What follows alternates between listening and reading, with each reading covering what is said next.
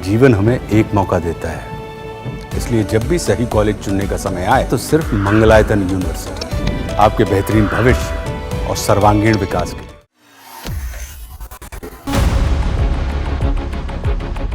पिछले 3 साल से चल रही रूस यूक्रेन जंग और ज्यादा खतरनाक और भीषण होती हुई नजर आ रही है, लेकिन इस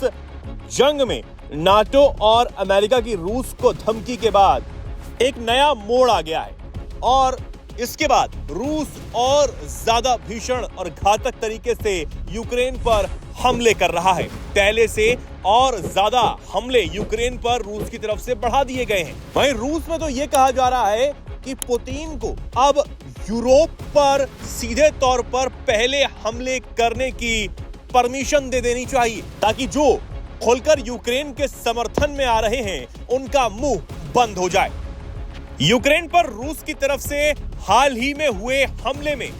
भीषण तबाही हुई है। यूक्रेन के राष्ट्रपति व्लादिमीर ज़ेलेंस्की ने सोशल मीडिया प्लेटफॉर्म एक्स पर इसकी जानकारी देते हुए बताया कि रूस ने करीब 300 से ज्यादा ड्रोन्स और 30 से ज्यादा क्रूज मिसाइलों से यूक्रेनी ठिकानों को निशाना बनाने का काम किया है और ये हमला हाल ही के महीनों में सबसे बड़ा हमला बताया जा रहा है। इस हमले के बाद यूक्रेन के कई रिहायशी इलाकों में आग लग गई है। यूक्रेन के अंदर हर तरफ तबाही का मंजर नजर आ रहा है। अब इन बढ़ते हुए हमलों और पुतिन के गुस्से से ये साफ नजर आ रहा है कि पुतिन अब यूक्रेन को बिल्कुल भी बख्शने के मूड में नहीं है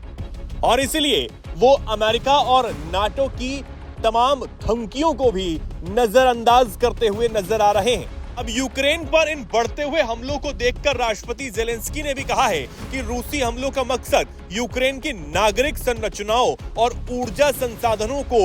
नष्ट करना है। साथ ही उन्होंने बताया कि उत्तर पूर्वी सुमी क्षेत्र में भी कई ड्रोन और मिसाइल हमले रूस की तरफ से हुए हैं, जिससे वहां के जरूरी बुनियादी ढांचे को भारी भरकम नुकसान पहुंचा है। पुतिन ने भी एक नया ब्लूप्रिंट तैयार कर यूक्रेन को पूरी तरीके से अब मिटाने की ही ठान रखी है। यूक्रेन के सैन्य ठिकानों को पूरी तरीके से तबाह करने का एक बड़ा प्लान पुतिन के दिमाग में है और अब लग रहा है कि पुतिन और कुछ बड़ा बहुत जल्दी करने वाले हैं, क्योंकि वो ईयू की तरफ से भी और ज्यादा सैंक्शन लगाए जाने के बाद भी डरे नहीं हैं,